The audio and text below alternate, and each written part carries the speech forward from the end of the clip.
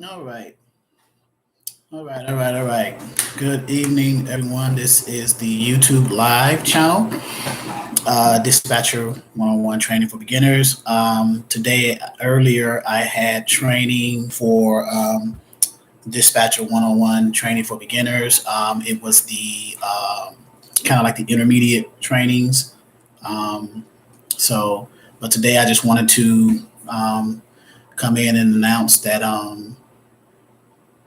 our trainings for the Dispatcher 101 seminar trainings, the difference between the seminar and the ongoing training. So we get a lot of questions about that.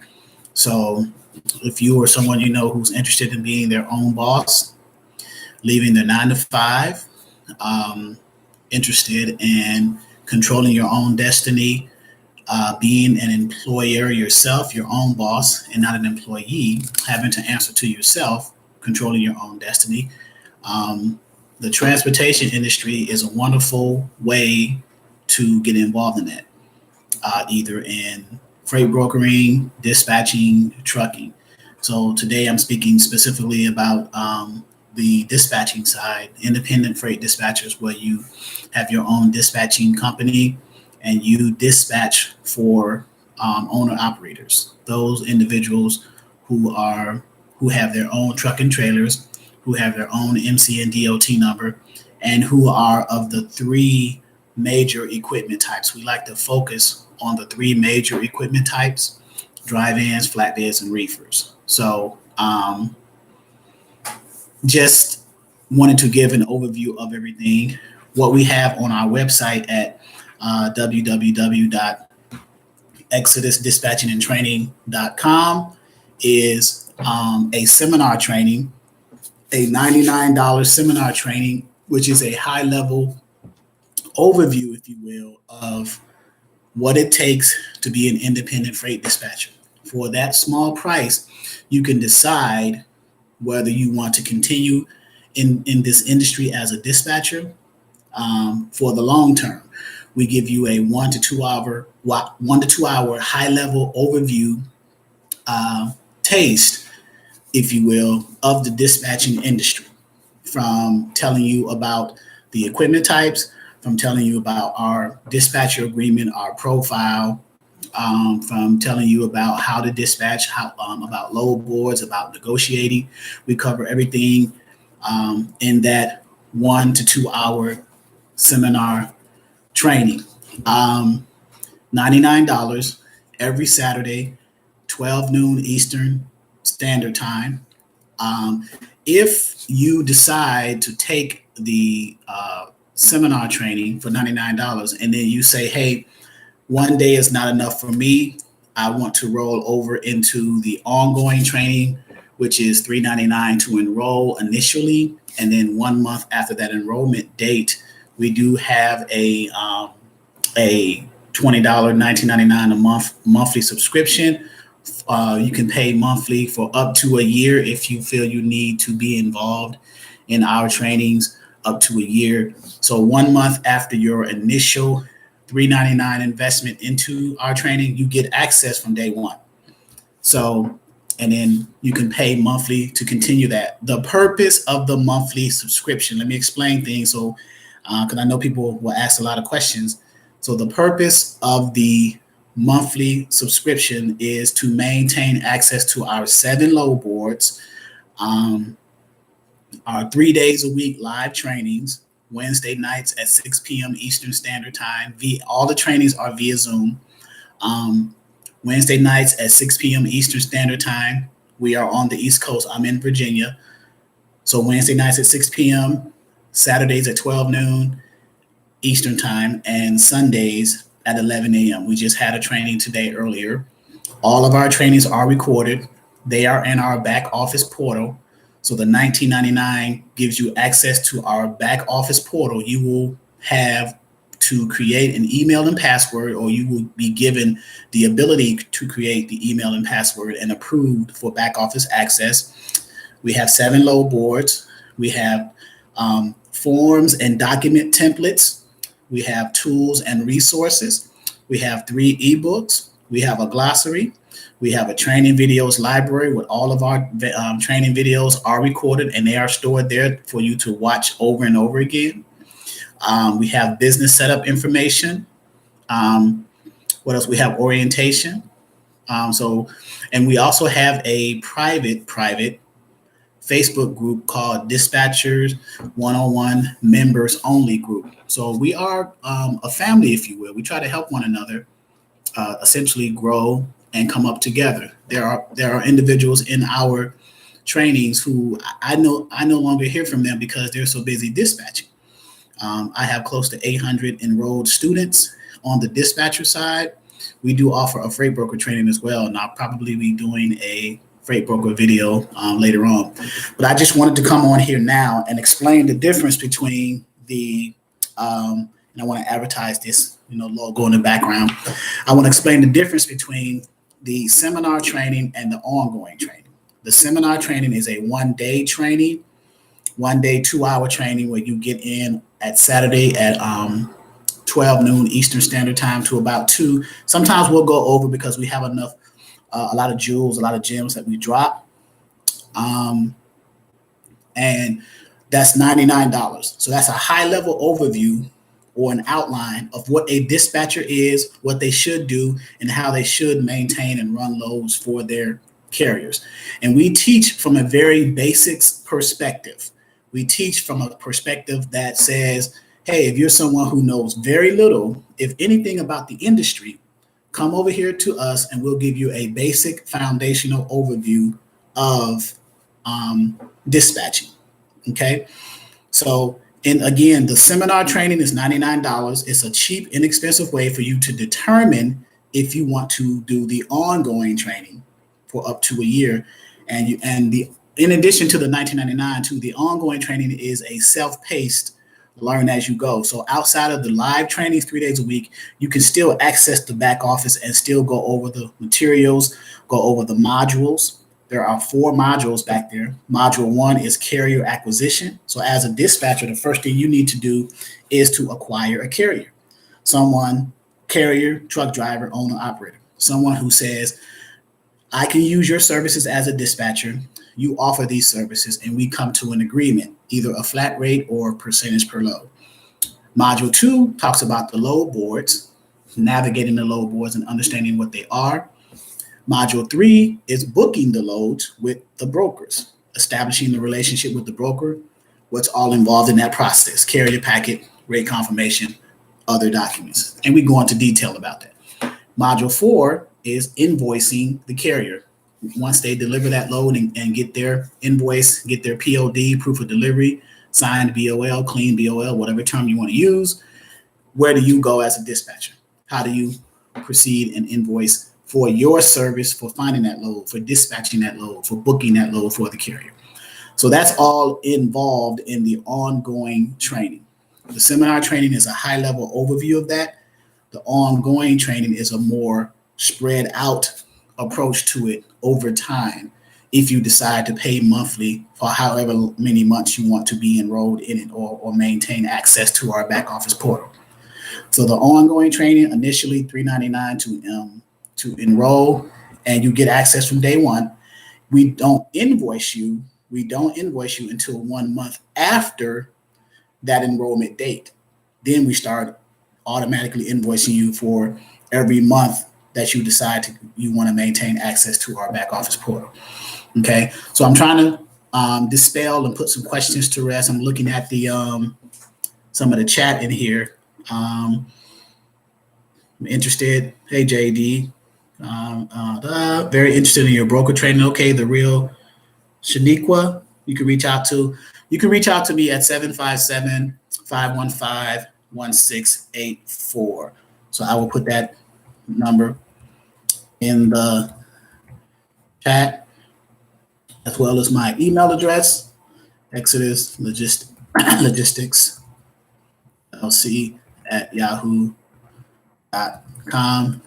So I have over 10,000 subscribers to this YouTube channel. So I figured I'd reach out to the channel to communicate, because I got close to 800 students 10,000 subscribers, I'm sure that there's some people in there who are subscribing, but who are not enrolled in the course and wanting to know what the course is about.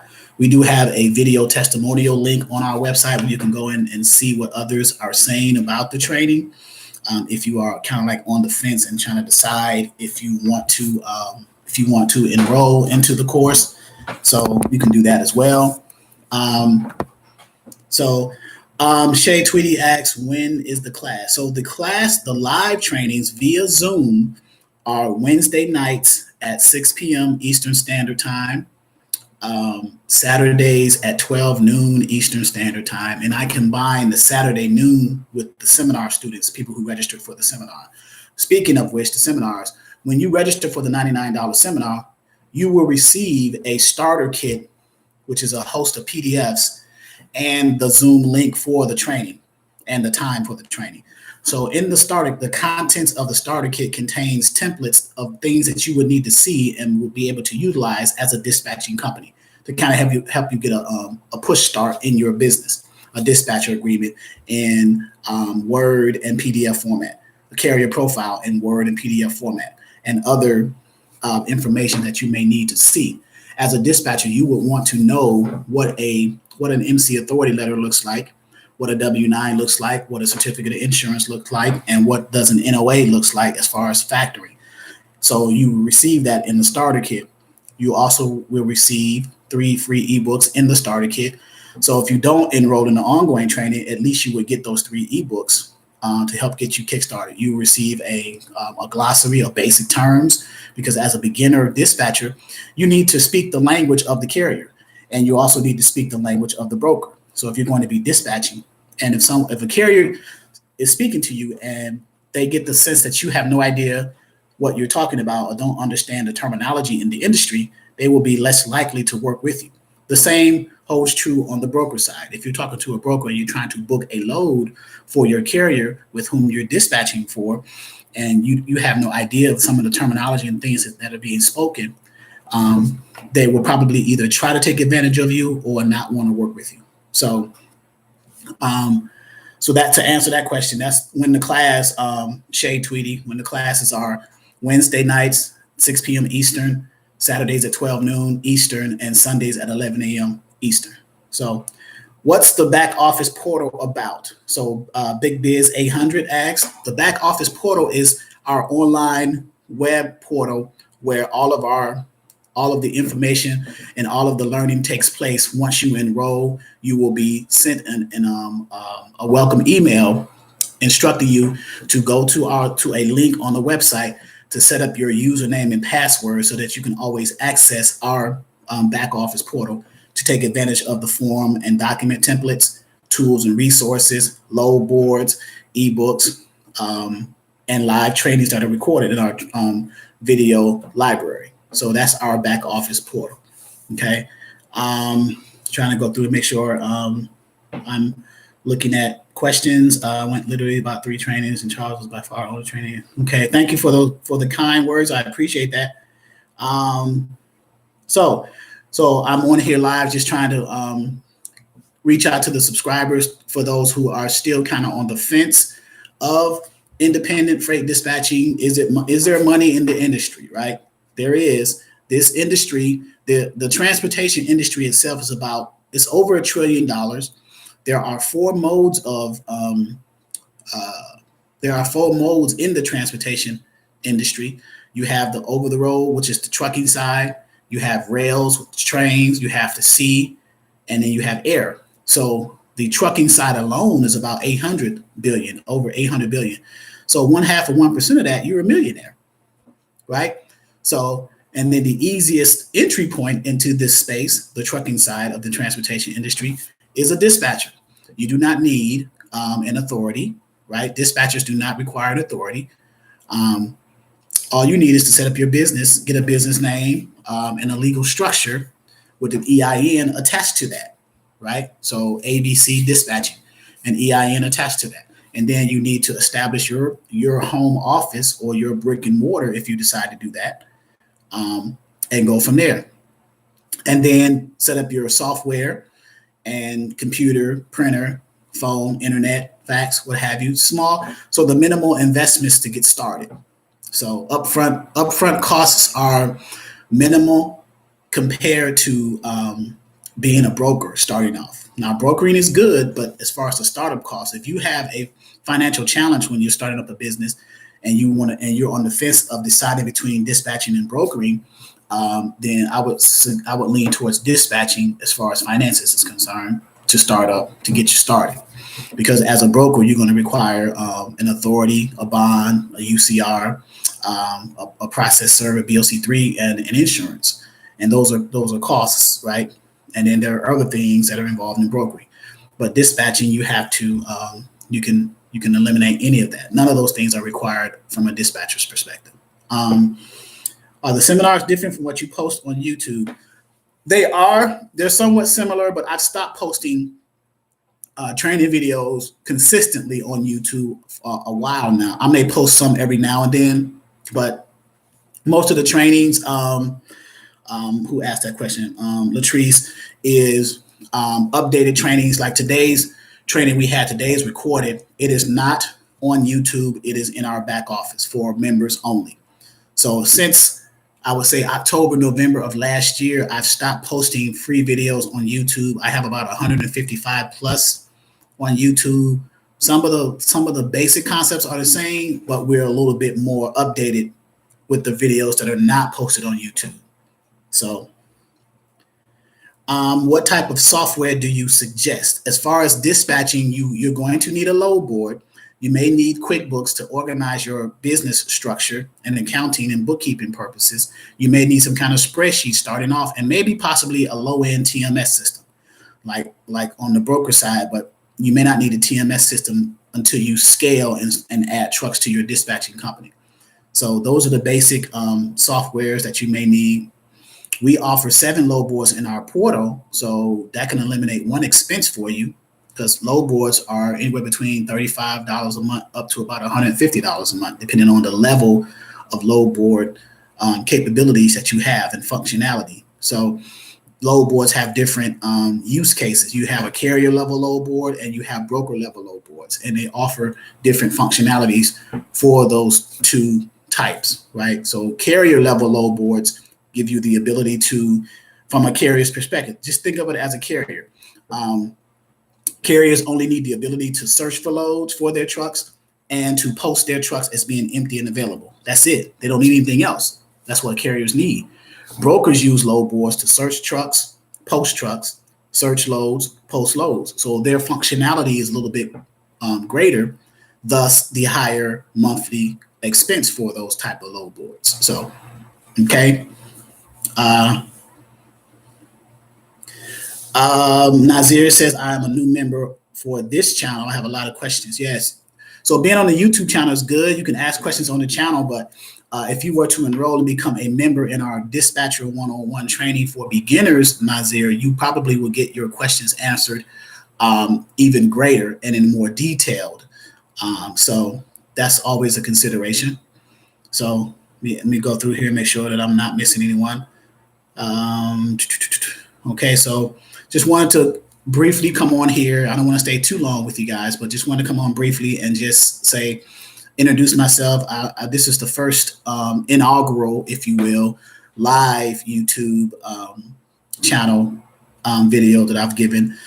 My name is Charles. I'm the instructor, the owner, operator, moderator of the Exodus Logistics Learning Center, ELLC, which features Dispatcher 101 training for beginners, as well as Freight Broker 101 training for beginners. And I just wanted to come on and on the Dispatcher 101 training for beginner side and explain to you guys the difference between there are 3 price points on our website: $99, $199, and $399. The $99 is the seminar training. The $199 is the Dispatcher 101 advanced starter kit materials only.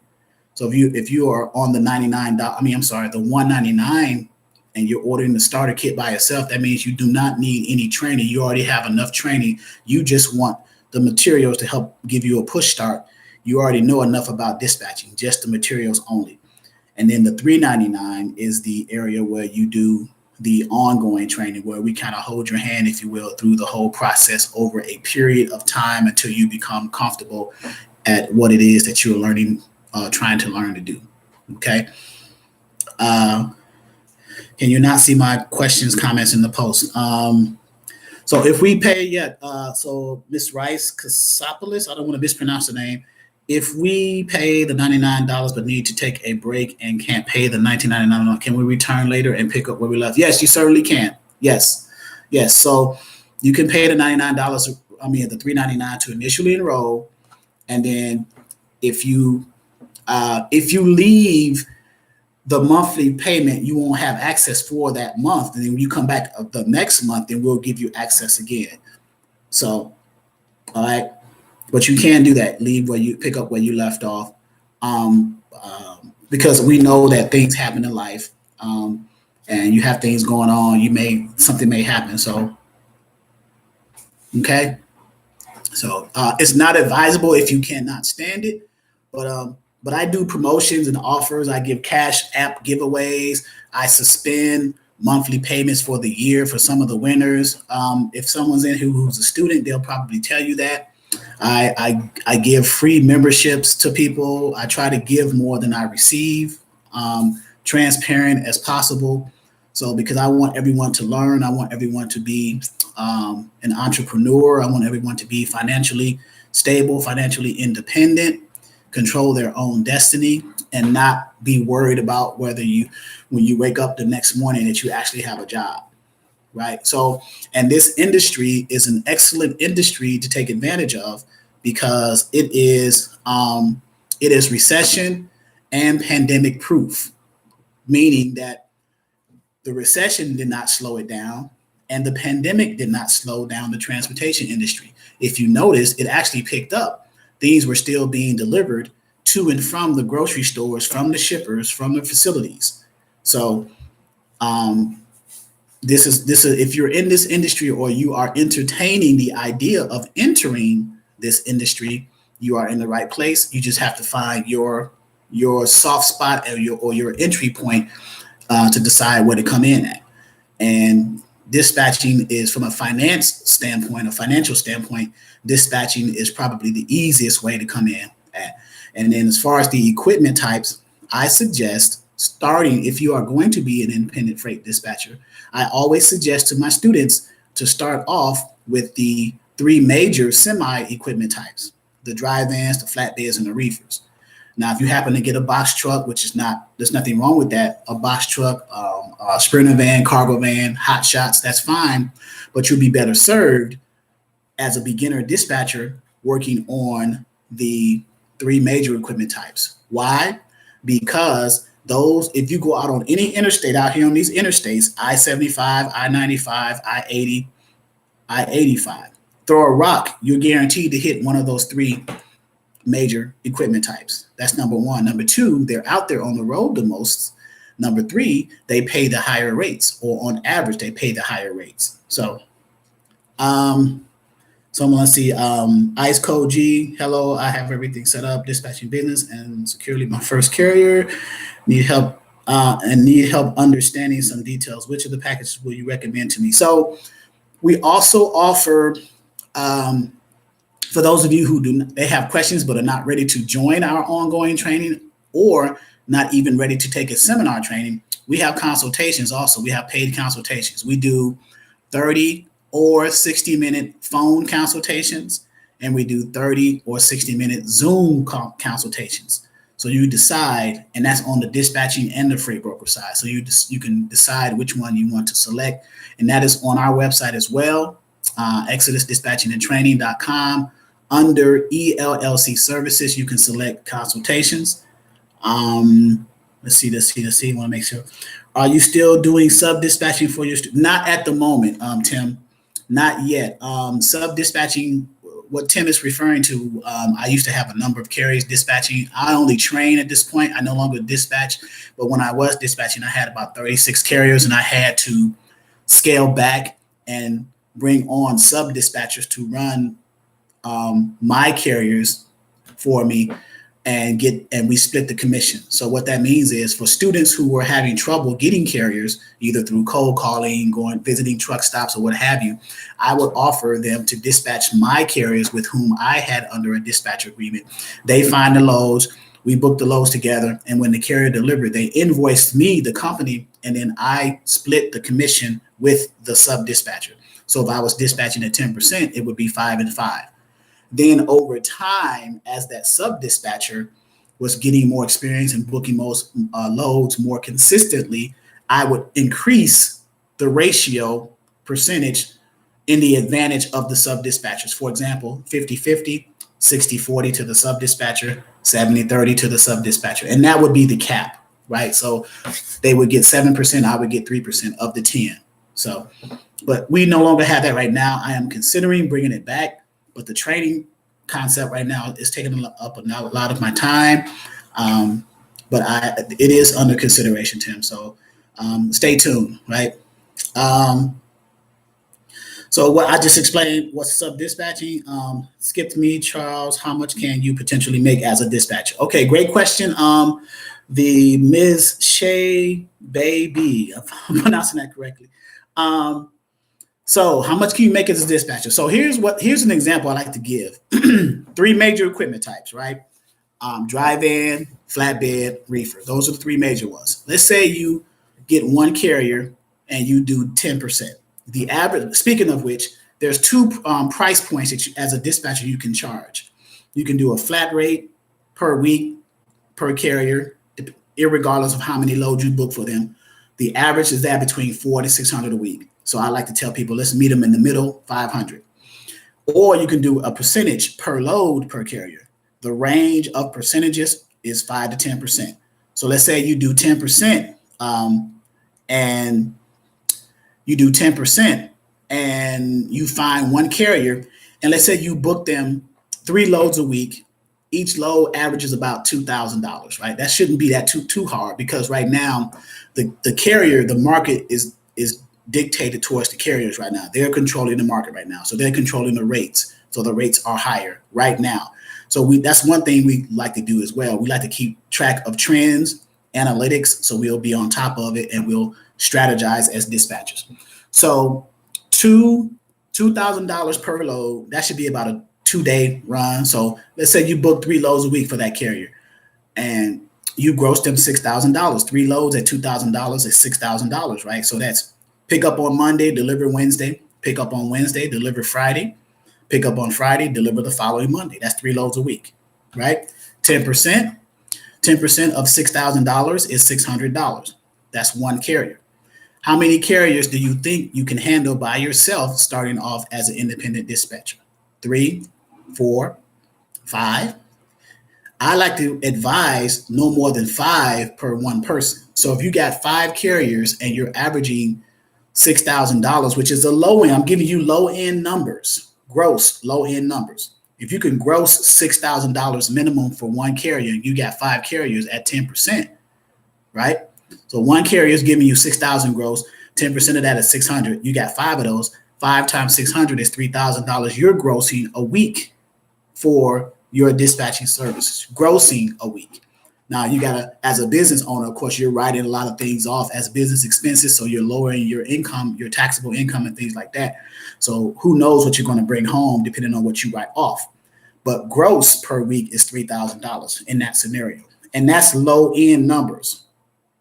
Most carriers are grossing between 8 and 10,000 a week right now, because again, the carriers are controlling the market, the rates in the market, right? Sometimes the brokers and the shippers control the market, but right now it is a carrier's market, right? So the average is the law of supply and demand. It is a carrier's market right now, okay? So what are the fees for the consultation Zoom calls? If you go to the website, they are listed there. If I step away from this, it's going to probably take me away, but let me copy and paste that here. So there is the link for the consultation page, right? So let's see, how do you find the best region for your driver? So the best regions for your drivers, you would have to know the analytics of the country.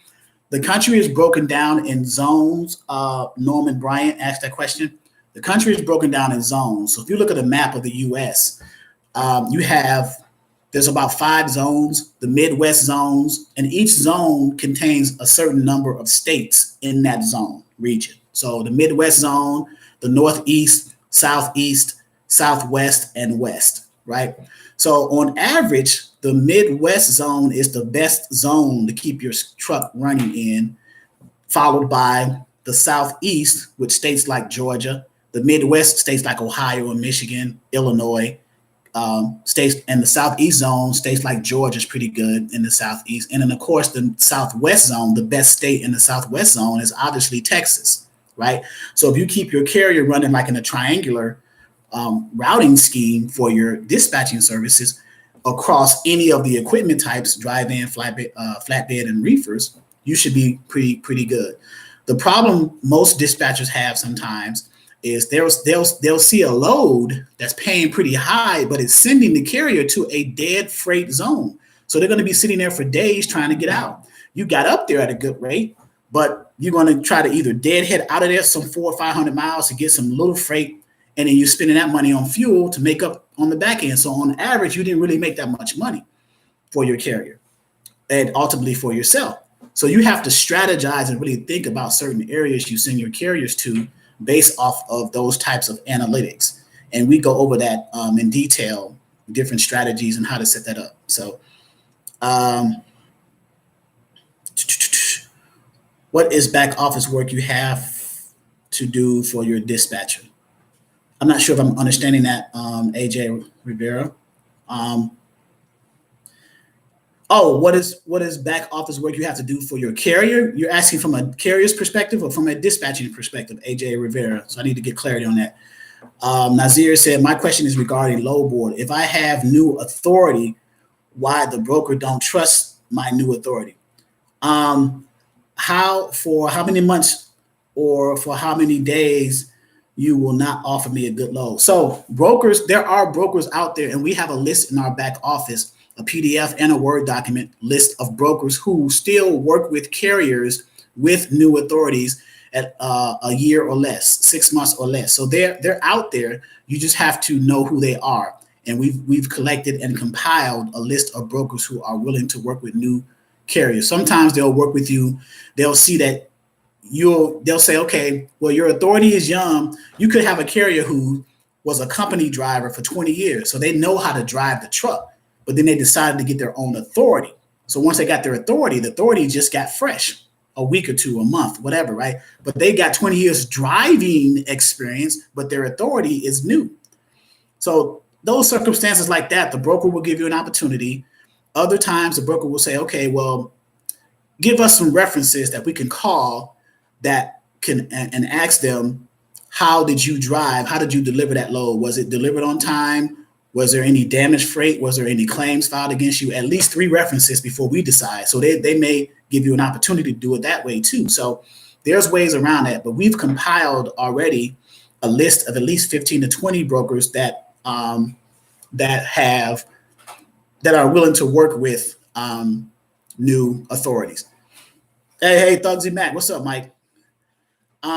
Do you do simulations as part of your? Yes. Actually, in today's training, I actually called a broker live. One of my students was trying to find a load for their reefer out of Miami for tomorrow. We found one decent. He had an unrealistic cents per mile, $5 a mile coming out of Miami. I was like, that's not going to happen. But we called the broker and I was on the phone live with the broker simulating what would you do as a dispatcher? What are some of the questions you would ask as a dispatcher to the broker? And how would you get those questions answered, right? Because there are certain questions you have to ask the broker in order for you to inform your carrier about certain things, like what's the commodity? Where is it going? Is there an appointed time? Things of that nature, any accessorials, so that you can inform your carrier so they can make an informed decision whether they can take that load. Will they they may be currently under a load and they may or may not have enough time to pick up the load that you're trying to book for them. You have to keep that in mind too. You have to ask your carrier, do they have enough hours of service to get their next load? You have to keep that in mind too. You don't have to educate yourself on hours of service, but it's good to know it in the back of your mind as a dispatcher. And over time, you will learn that. So, all right. Hey, LaDonna.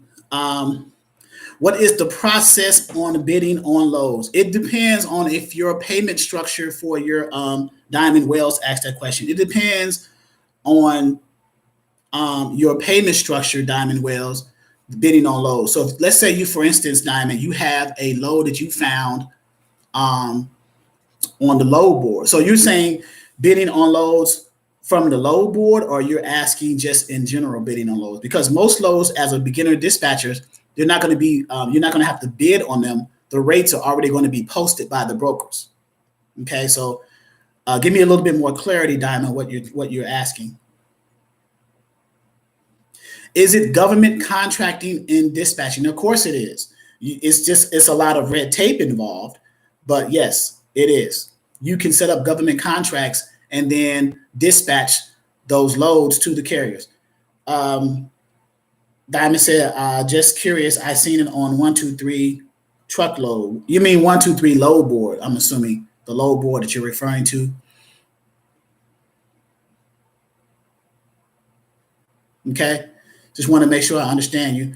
But bidding on loads, if you're talking about negotiating the rates to include your amount, your percentage, or your flat rate on top of what the broker is posting, because as a dispatcher, your goal is to ultimately try to get as much money out of that load.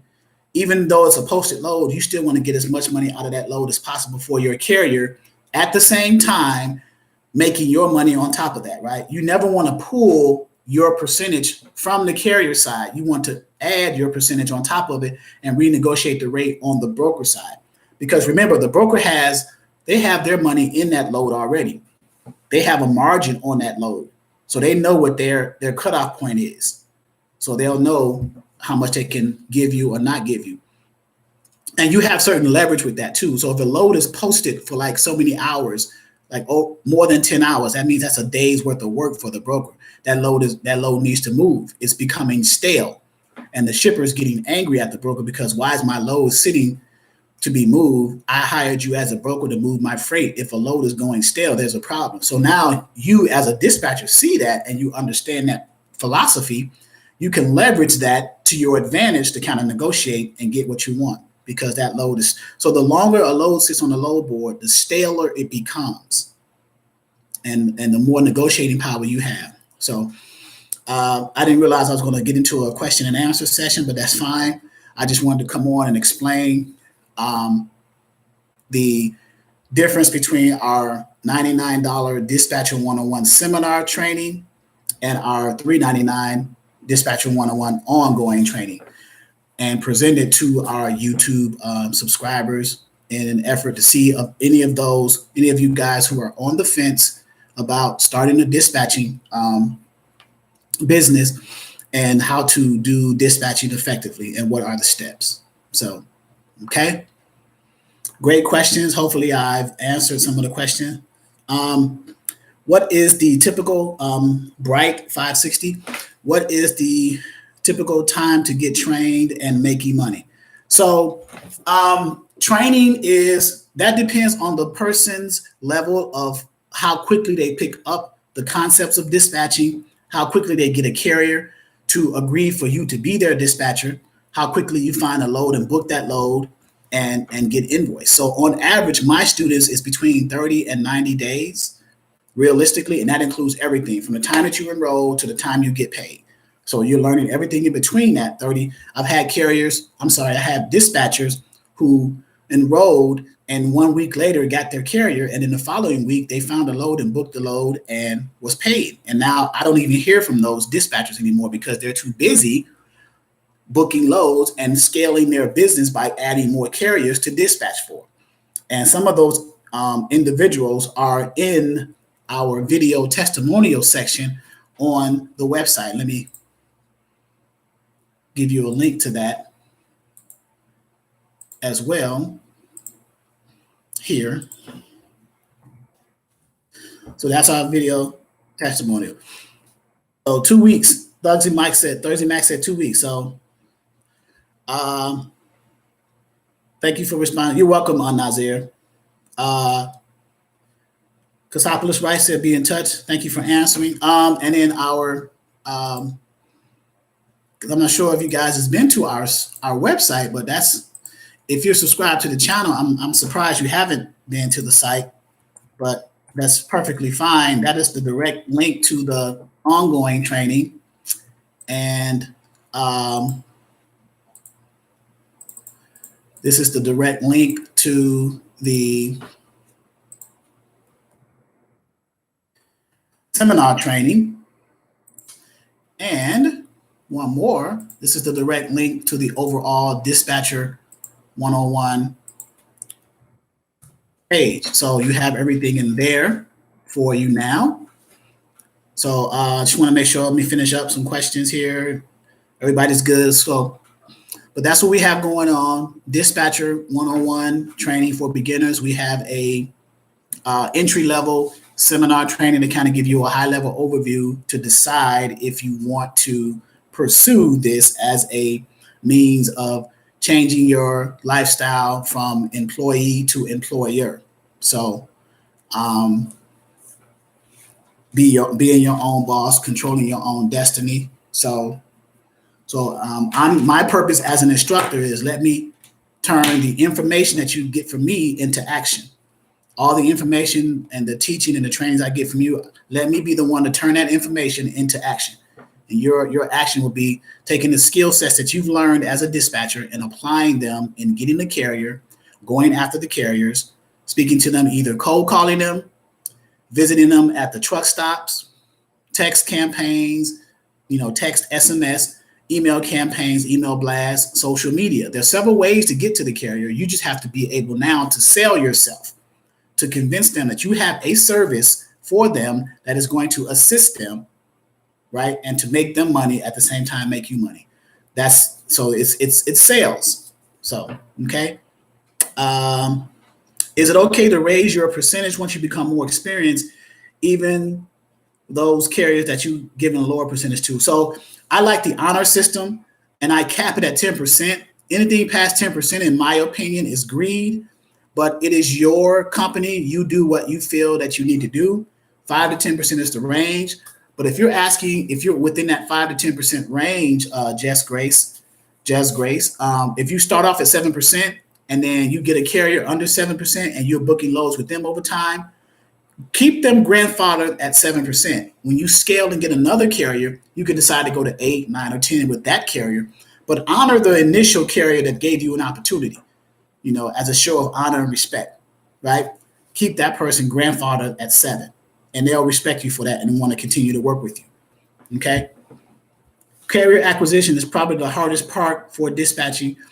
Yes and no. It depends on how motivated you are, Tim, to go after the carriers. Text campaigns, carriers answer their text messages and emails quicker than they would talk to you on the phone. I'm noticing that nowadays. It used to be the reverse about 2 to 3 years ago. Dougsley Mack said, I started with Charles 2 years ago. Now I'm a broker due to Charles training. Thank you, Mike. That's Mike, good friend of mine.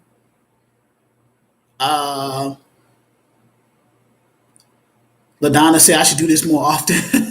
I probably may incorporate them after every live training. I may jump on YouTube live and give an overview of what we went over live in the members training as a way to motivate individuals to consider getting our trainings. Because today we went over load board training. We were training on the load board, 123 load board, which is one of the load boards that we offer in our back office portal.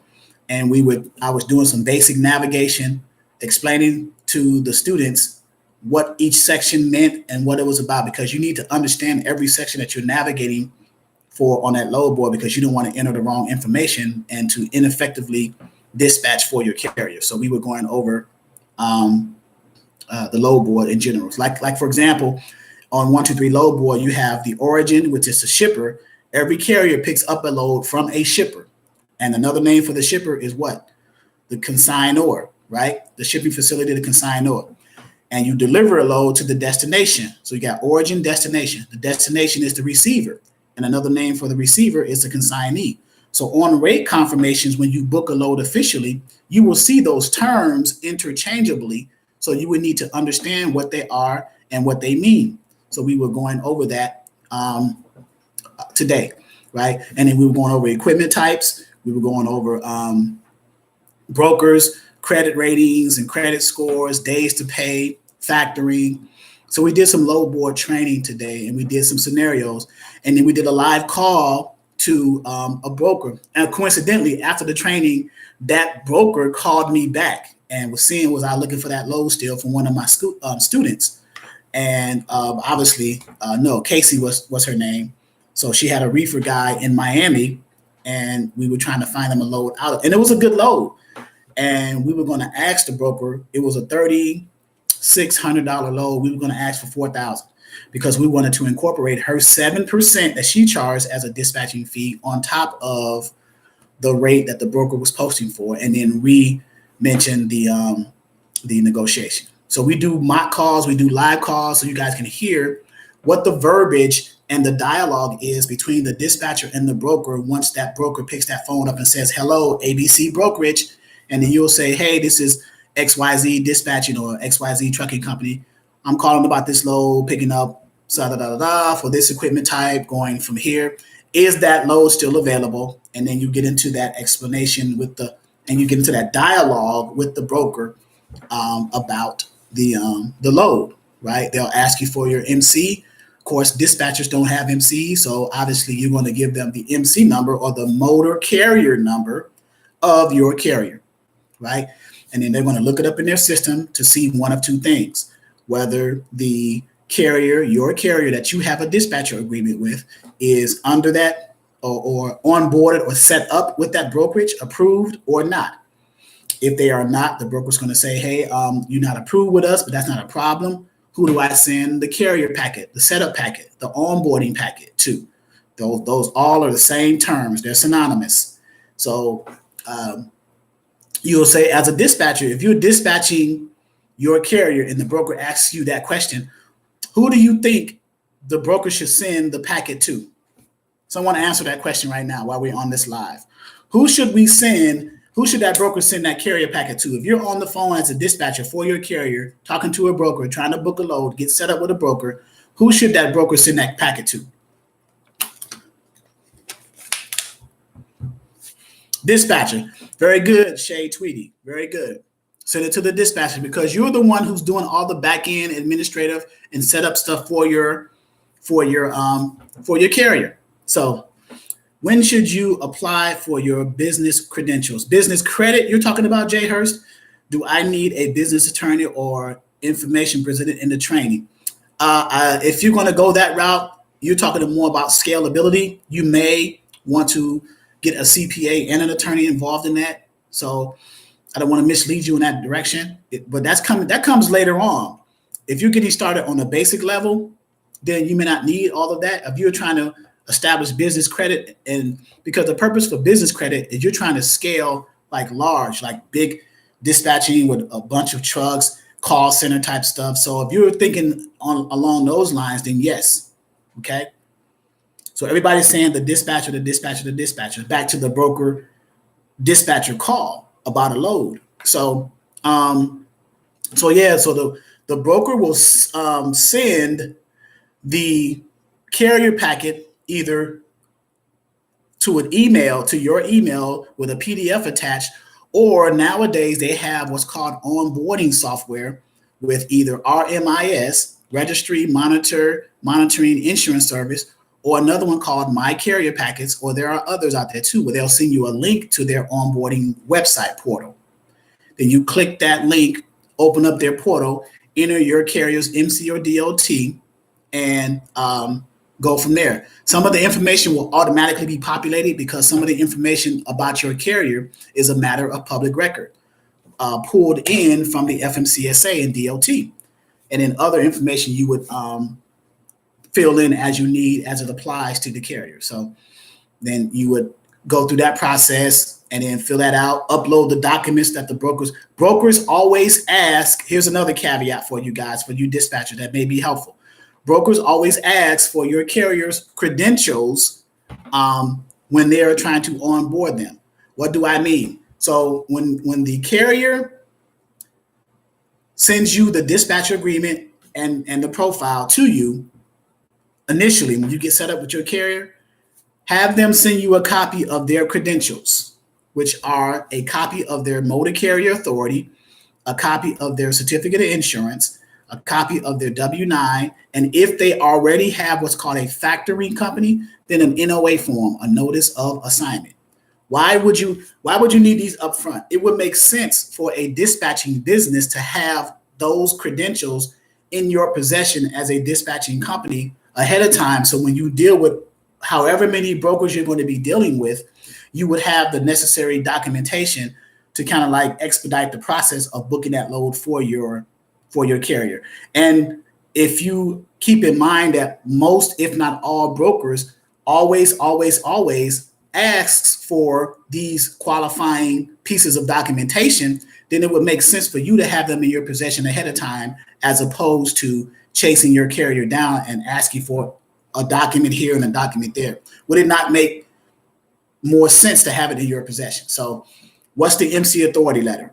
That is governed by the FMCSA and DOT, and it gives the carrier the authority to transport goods and freight to and from, whether interstate or intrastate. Okay? What is the W-9? That shows the carrier has a business and an EIN attached to that business name. Okay? What is the certificate of insurance? That shows that the carrier has enough insurance coverage on their policy to cover the freight that they're going to be hauling on their trailer.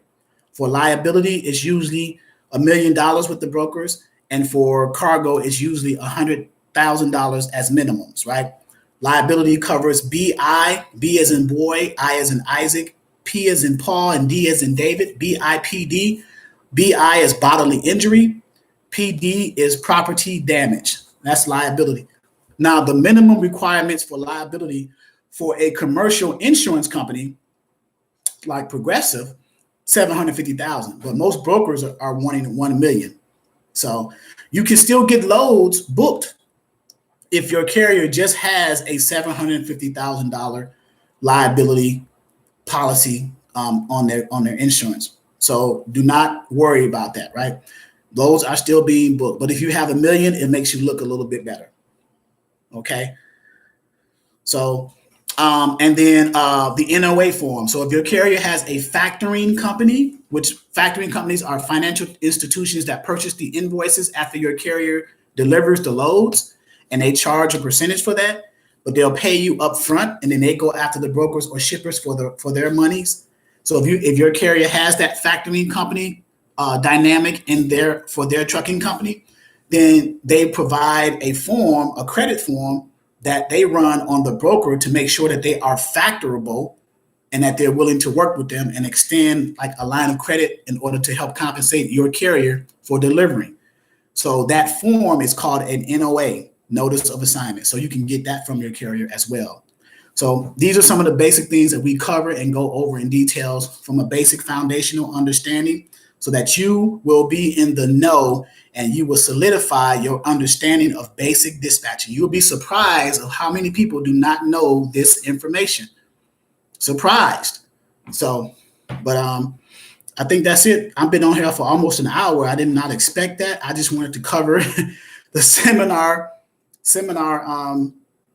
trainings and the ongoing trainings and the difference between the two. Okay.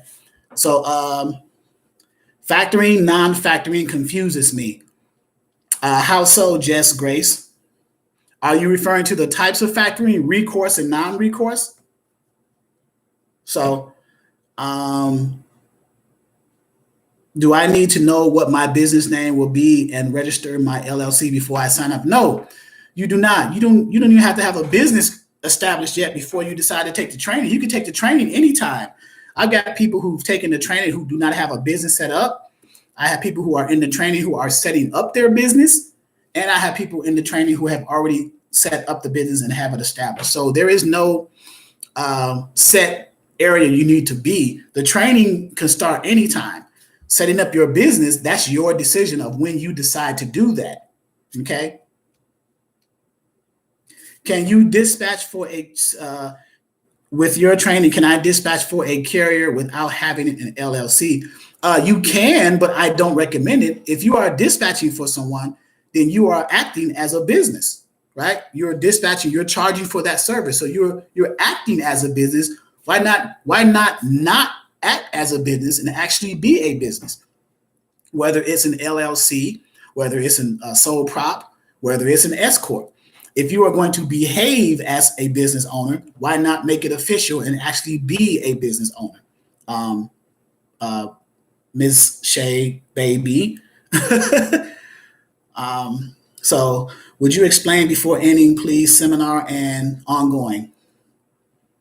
Yeah, factoring, you get paid earlier. Yes, factoring companies pay you. So when your carrier delivers, they pay the carrier. The carrier sends the invoice instead of sending it to the broker. If they have a factoring company, they send it to the factoring company, and then the factoring company pays them 24 to 48 hours, as opposed to waiting for the broker to pay 30 days, 15 days if they use that payment structure. Now, brokers do offer quick pay. They offer ACH transfer, wire transfers, and they offer paper checks 15 to 30 days out. So the brokers have payment options. But if your factoring company or if your carrier's factoring company's percentages and charges are cheaper than the broker's quick pay charges, and obviously you're using your factoring company. If that situation was the reverse and the broker's quick pay options were cheaper, then you'll go the other way. Okay? So should a dispatcher submit the info to the factory? If you have a relationship with your carrier to allow that, then yes, you can do that. Yes, it depends on the relationship. So someone asked earlier the difference between the seminar and the ongoing. I think I want to scroll back up. Whoever that was, I don't see it. Oh yeah, Jay Hurst. Would you explain before ending, please? Seminar and ongoing. Jay, you're asking ongoing training and seminar training. So I put the links in the chat, Jay. If you can scroll back up and look at those links, the difference between the seminar and the ongoing is right there. The seminar is a one-day seminar, high-level overview of what the ongoing training is going to be over time.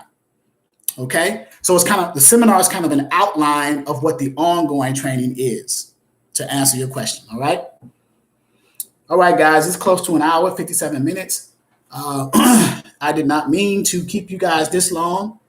I just wanted to introduce myself to the channel visually, so you guys can see who I am, the actual owner of this channel, Dispatcher 101 Training for Beginners, and to tell you that I offer ongoing training on the website and in the portal for beginners. So hopefully I'll hear from you guys. Email me, call me. I sent the links I put the links on the chat. I'm gonna put my phone number down again, and I'm going to put my email if you want to contact me via the email with inquiries, or if you're interested in joining and enrolling. And we are a family, guys. There are people in here who are members that can speak to that concept. And we're coming out with something else a little bit bigger later on. One of my favorite students is on here, LaDonna. So she assists me as well. So, but thanks, guys, for tuning in. I appreciate it. I have 49 people that are on here, which is great. I did not expect that. I thought it was going to be a simple 5-minute video infomercial, if you will, and it turned into a 60-minute Q&A. So, all right. Vardan Music, hello, Charles. One question, please.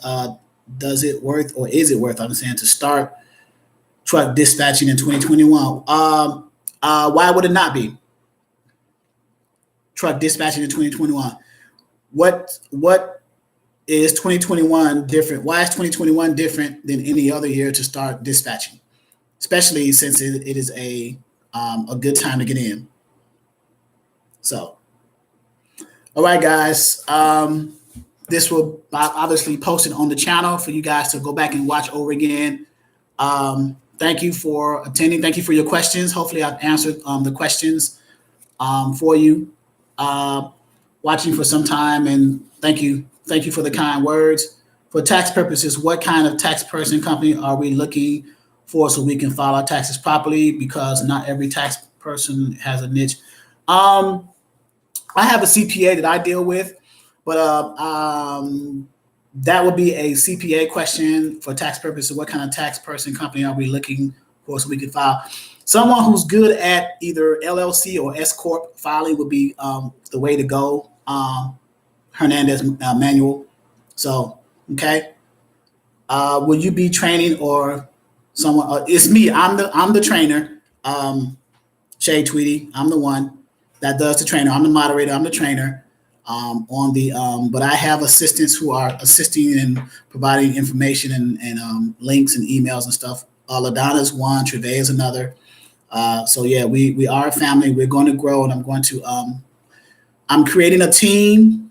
So we're building, but we are trying to do it the right way. We're trying to dispatch the right way. We're trying to remove the bad taste that brokers and shippers and truckers have about dispatchers.